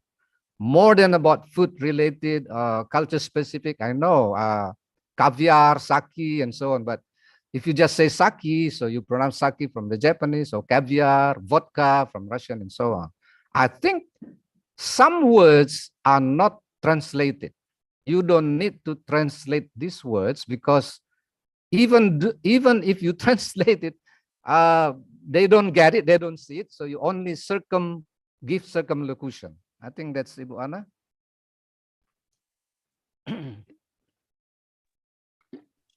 Yeah, do you have Thank more you, Bu Ana, questions, for the Barley? question. Yeah. I actually have a document here. Lidimat, it's from Azali Pangivingan Samosir. I think he is a sworn translator, and he sends us this document about the. Let me show you what he shared. Document by the government or what? This one. Can you see this? Oh, Wow. So you've got this already. Good. Yes. Peraturan Menteri. Oh, thank you. 250,000. Yes, good. that is a lot. Oh, bahasa Prancis 360, Belanda more than. Oh, Belanda is the highest, yeah. Great. But okay, Pak, but okay, depends on your negotiation. I know this is reasonable, but if this customer cannot pay, what will you do? It's a thank you project then, right? Okay, this is from the government. That's true. Official, I know, official, but yeah, it's a the standard question fee. is, standard fee. Can you pay? Can you pay this 250,000 per page, Pak Samosir? Yeah, that's the question. I know. Okay, I've dealt with rich people. They say, "Oh, it's too expensive." I know. So very tricky, very tricky in the business of translation. I say, "Bu, if you think it's too expensive, I have the solution." Yeah, what is it? Now I dictate the translation. You write down. You pay me per hour, not per page. I can translate it through dictation. Okay, I see the text and then I translate it. So this client writes down the translation and then check the hour. 1 hour, let's say maybe 100,000. If you can write 2 or 4 pages, never mind. Okay, very tricky, Pak Samosir, but this is, I think, good news. I know on one side good news, but on another maybe not reasonable for our people. 250,000, I think that's too much. Even at Unimed, 100,000, maybe it doesn't work. Yeah, I ever translated half page, 150,000, an abstract to a master's degree chemistry department at USU, and the lady said, "Wow, so expensive. Outside at Padang Bulan only 4,000. But why do you charge me 150,000? Ibu, to translate this, I must read at least 2 books of this. And one book is about 1,000 pages. Oh, really? Yes, Bu. To translate this abstract, I must study physics and chemistry, like you, to understand your knowledge. Oh, really? Yes. That's why I charge you 150,000, not 4,000. So it's negotiable, but okay, why does the government release that? Because a sworn-in translator, I know, you have to pay the tax, yeah, Pak Samosir, 15% in DKI, Jakarta. But okay, I know. Thank you for the information. Yes, I also noticed that issue, the demand that people, they don't seem to understand the work behind translation. The work that we have to do in order to translate something. So Yeah. That is also a problem. I mean, how do we set the price? Let's talk about fresh graduates. Yeah. And maybe you have tips, or what are the first steps that the fresh graduates can do if they want to be a translator? And how do they set the price? Maybe you can answer that that's barley. That's again negotiable. You should know who you are talking to. Is he a rich man, a poor man, a student, your relative? You don't judge your uncle. Do you judge your uncle? No, I don't. Do you judge your father-in-law? Sometimes. Okay, no, your father-in-law knows that you can translate, and then say, "Oh, son-in-law, can you translate this for me?" Even my colleagues at Unimed, they only gave me 20,000. 20,000, man. And I said, "Oh, don't just give me the money, just give it to my son. Only a few cups of tea." While here, 250,000 per page. Even if you at Unimed you have 100,000, maybe economically speaking, that is still too high. But in America, that's almost equal, right? 400,000 per page for Bahasa Belanda, Dutch. Okay, I think, how do you set the price? For me, when I was young, I just wanted to experiment with this. My motivation at first, not for money, but for knowledge. But when more people came to me, I thought I was killing myself. Then I said, "Oh, you have to pay me. And then you can raise up the fee, okay, from time to time." It's negotiable because, well, he may turn down your offer. If he doesn't have enough money, then say, "Oh, I'm sorry." And then he just, go to somebody else, it's your competitor. If you charge 100,000 out there, somebody charge 50,000. Out there, only 20,000, 5,000. So you cannot blame your customers. But when they come to you after 3 months, all the translators going crazy, I experienced that. He said, "Pak, I've gone through USU, this translator, they fail. My consultant didn't accept." And I did it. I was the only one who could translate it. So he must pay 150,000 rather than 10,000 per page. So it's competition, of course. It's like, massager, tukang kusuk, yeah? If you have business of tukang kusuk, massager, never a massager says, "I'm not experienced." Everyone is free to promote his career, okay?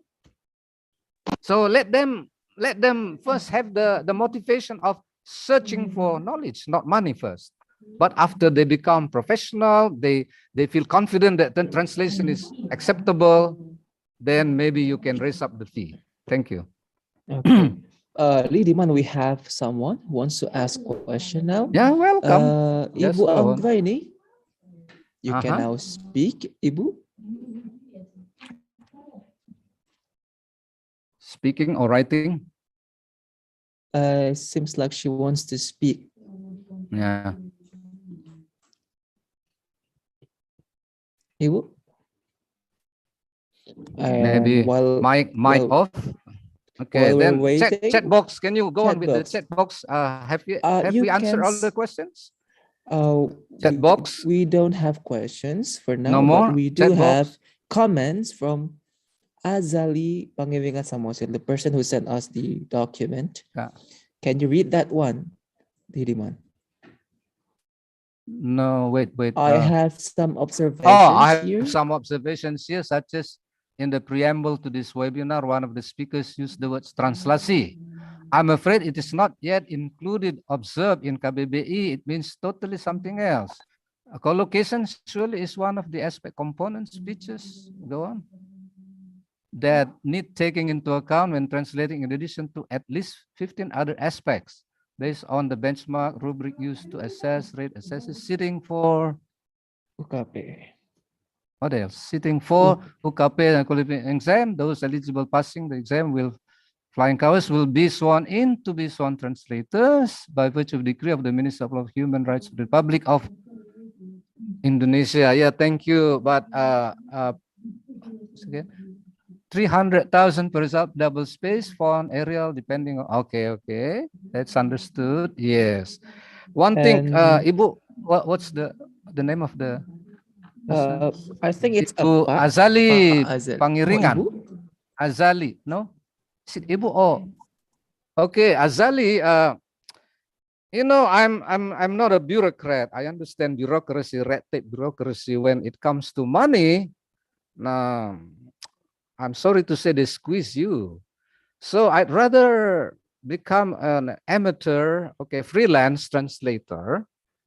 Once I was asked to join an organization, sort of himpunan penerjemah, but when I understood the statutes, the rules, I think I wouldn't get money because they would squeeze you.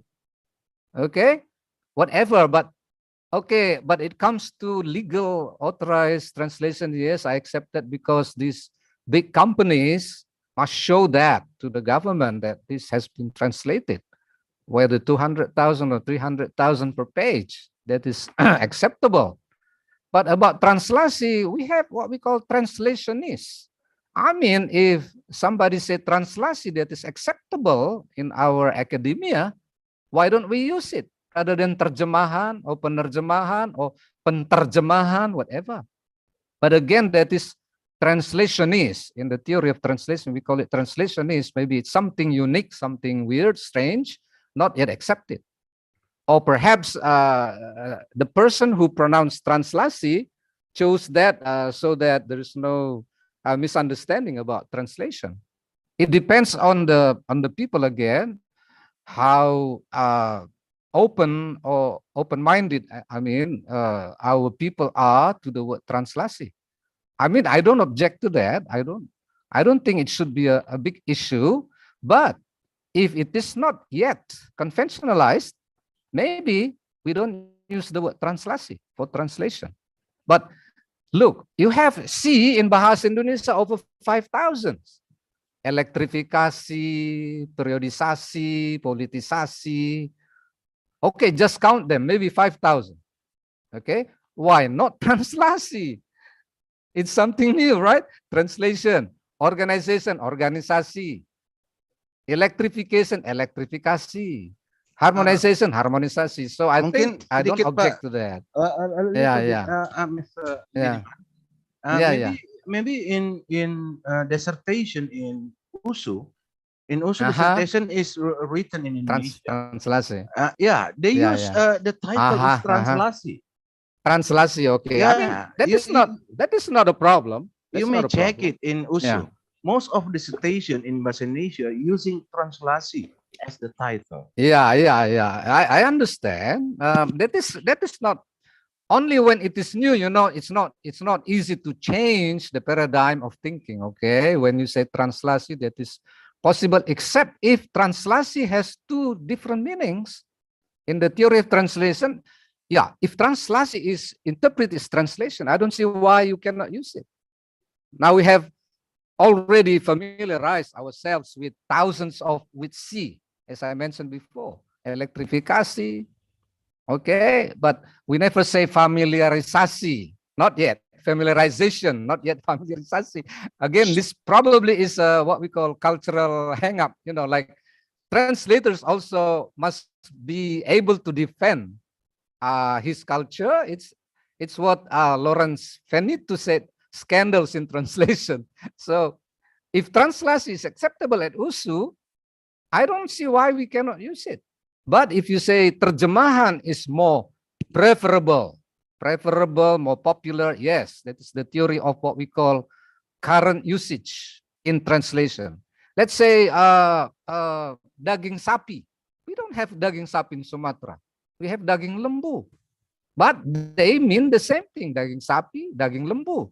Which one do you prefer? The question is, the translator must know the customers, the clients. If this translation is directed to the Japanese people, don't say daging lembu, use daging sapi.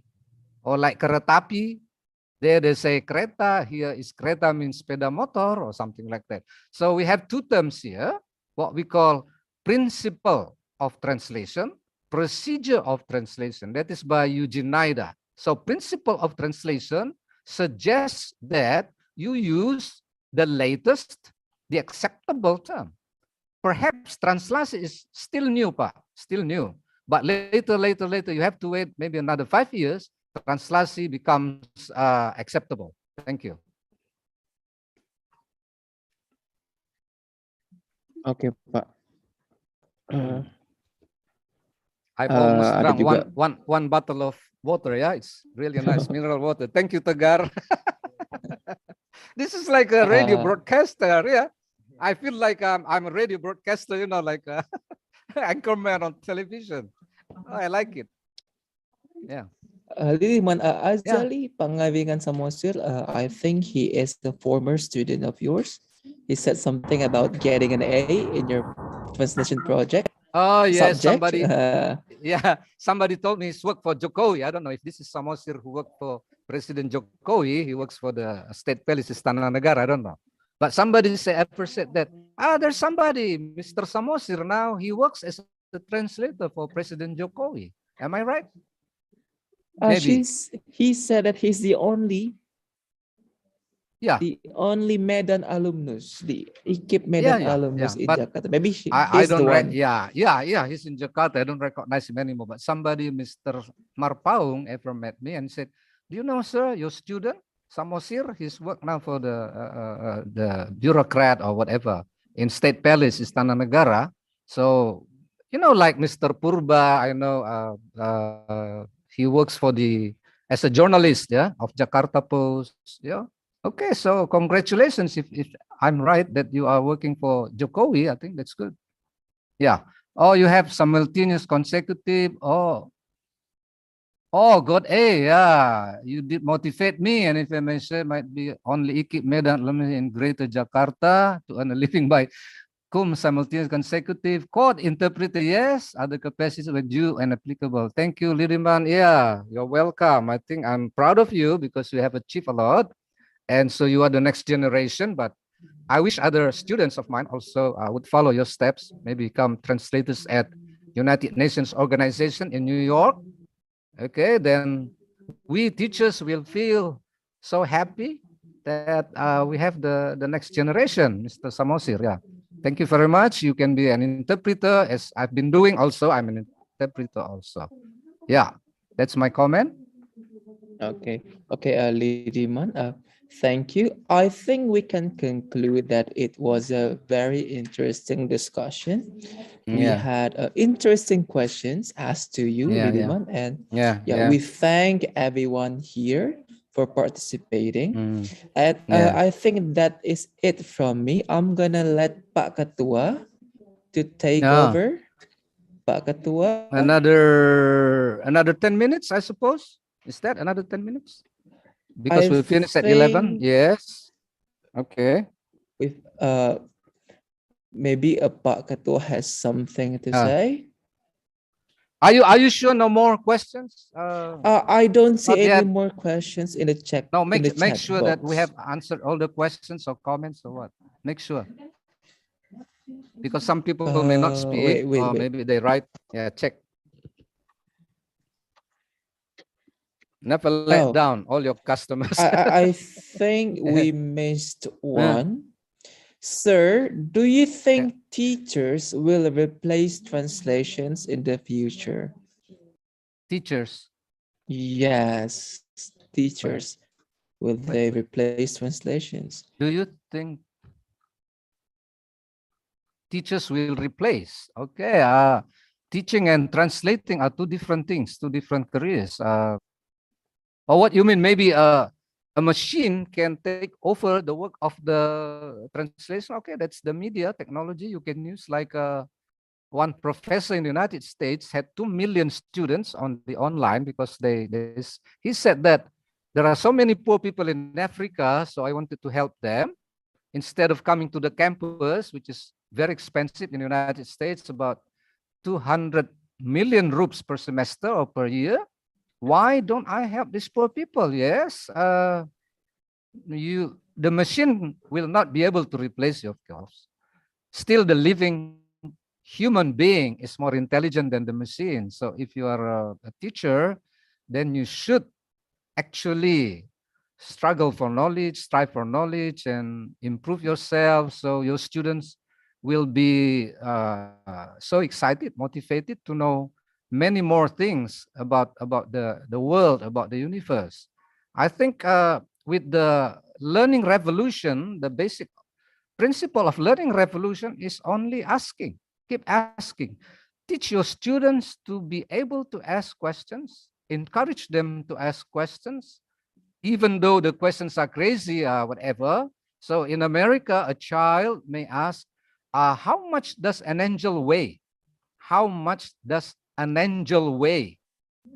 Now you can just speculate. You can say an angel weighs 10 kilos, 20 kilos, but that only triggers their curiosity. They want to know.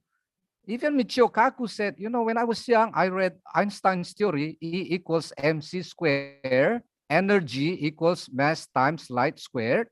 But I thought, he said, Michio Kaku now is very popular in theoretical physics. He said, there must be something missing in the theory of Albert Einstein. So a teacher must be able to motivate the students through knowledge acquisition, like whatever, okay? So the machine cannot replace you because you are the living person. They can ask you any question, but the machine cannot answer you because he can answer you only through what is recorded in the memory of the machine. If you ask a question that is not available in the memory of the robot or the machine, I think the human being is still needed. Thank you. Okay, Pak. We have a question from Ibu Murada. Yeah. Can you define Okay. what a translation is? Okay, I think translation is a process of transferring meaning from the source language to the target language, but this meaning must be what we call like Mildred Marson. I think Mildred Marson wrote a book, what he mean, meaning-based translation, a guide to the cross-language equivalence, 1984, Mildred Larson. I think it's so illustrated, they're so simple, transferring, get the meaning, discover the meaning, and re-express the meaning. I mean, somebody asked me about that, badanku sakit, badanku nggak enak or something like that. What do you mean by badan? How many meanings does the badan word there in our dictionary? So you check. So the meaning, now in English, in the theory of translation, there are two types of meaning. One is called primary meaning, second one, secondary meaning. Primary meaning is the meaning that you have heard so many times. So when I say book, buku, or SMP students, a book.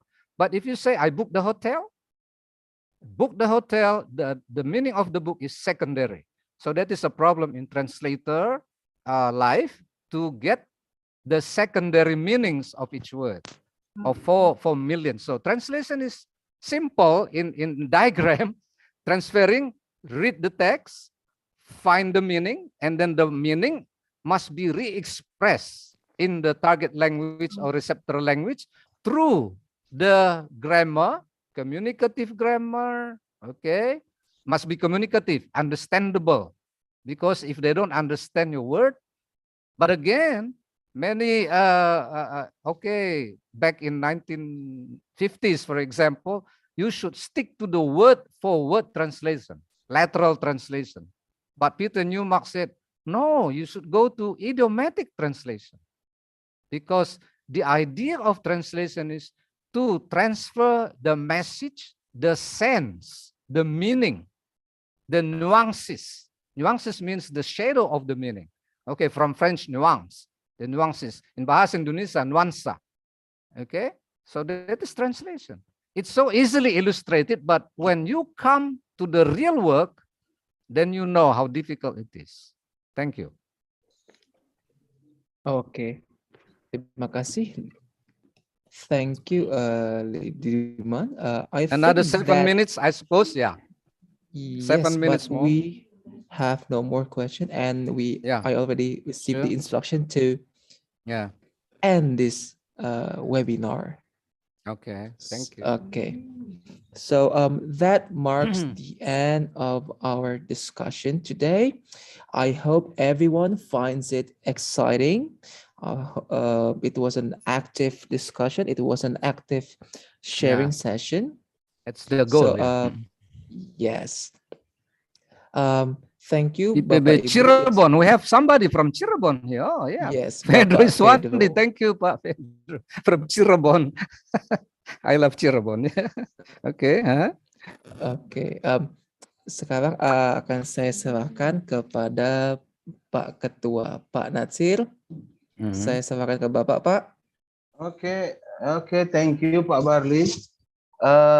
Mungkin pimpinan semua lagi ada apa kepentingan rapat penting hari ini, tapi saya lihat di sini nggak apa-apa ya, saya pakai bahasa Indonesia karena mungkin pimpinan kita kan nggak semuanya dari bahasa Inggris, ada yang dari bahasa Jerman, ada yang dari seni.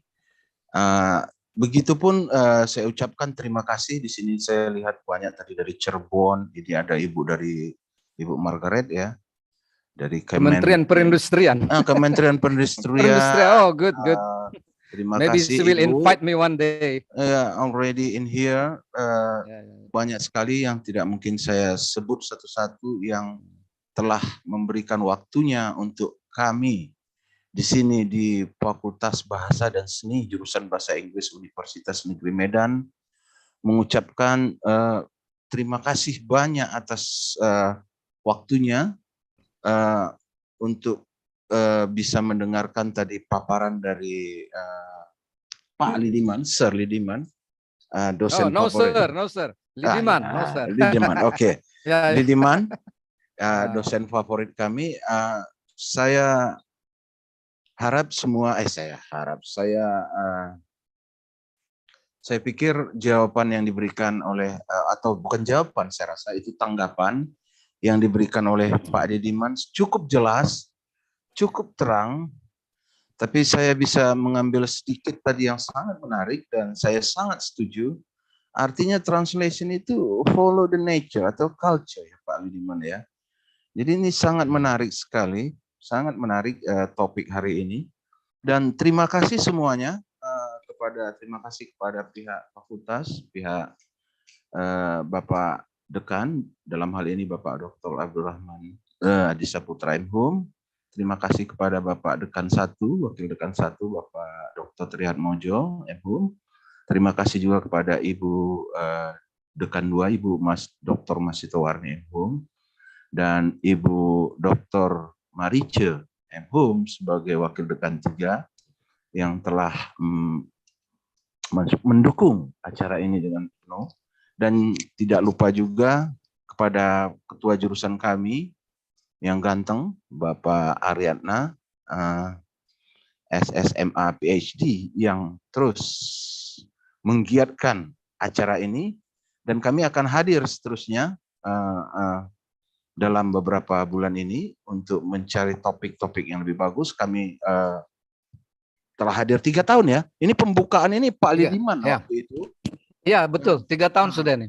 3 tahun yang pembukaan pertama sekali acara ini dibuka oleh Pak Lidiman. Iya, tapi saya pensiun bulan Juli Pak, masih bisa gabung nanti. Oh iya. Bulan Juli, saya pensiun ini. Bukan lagi masih bisa, malah ditunggu Pak. Oh ya, oke. Masih banyak pertanyaan-pertanyaan yang belum terjawab. Belum terjawab. Belum diangkat ya. Belum diangkat. Nah, masih mereka berpikir apa yang harus ditanya tentang tentang translasi ini. Tadi sudah saya singgung, artinya translasi ini bisa menjadi satu apa ya? UMKM. Pendapatan. Yang sangat tinggi. Scopus teori cari makan. Belum lagi yang scopusnya. Tadi saya cerita translation tentang orang asing belajar bahasa Indonesia, investor. Saya belum cerita lagi tentang bagaimana sekarang maraknya Scopus ataupun Cinta 2 yang harus. Enggak, maksud saya Pak bukan Scopus, Scopus. Ada teori terjemahan namanya Scopus Theory of Translation. Oh iya. Beda Scopus yang jurnal-jurnal itu beda Pak. Oh beda lagi ya. Lain lagi itu. Beda Scopus, beda Scopus. Beda Scopus ya. Oke. Mungkin nanti bisa diangkat lagi. Terima kasih kepada semuanya, Ibu Sekjur, Ibu Kaprodi Nondik, Ibu Kaprodi Dik, Ibu Kalap, semua dosen yang telah berpartisipasi, tadi dosen-dosen senior banyak juga yang sudah berpartisipasi dan telah ditanggapi oleh Pak Didiman Sinaga dengan tanggapan yang saya rasa cukup memuaskan. Memang tak ada yang terpuaskan dalam hidup nih Pak. Saya kan semuanya tak puas. Tak bisa puas kita semuanya. Jadi ya terjawablah. Saya rasa semuanya sudah terjawab. Kalau pendapat saya sih, kalau saya mengambil kesimpulan tadi, semua sudah terjawab. Itu kesimpulan saya. Mungkin yang bertanya mungkin belum terpuaskan, bisa jadi. Namanya juga persepsi. Jadi kita bisa katakan boleh dikatakan ini Pak tafsir. Boleh. Apanya? Ini translation ini boleh juga mengarah ke tafsir, nggak bisa ya? Oh iyalah, Bisa ya? tafsir dong. Tafsir kan bahasa Arab, tafsir, interpretation. Nanti panjang lagi kita bisa membahas itu. Iya, nanti habis. Saya juga membaca semua holy book, saya baca dong. Iya. Nanti panjang lagi, betul. Terima kasih semuanya yang telah mendukung acara ini. Semoga kita dapat berjumpa lagi secepatnya dan kami memberikan penghargaan setinggi-tingginya kepada speaker kita Didiman Sinaga. Thank you. It's my pleasure. Okay, see you on the next time. On Friday Forum. Bye-bye. Thank you. Bye-bye. Bye-bye everybody. Nggak ada kuenya nih. Snack.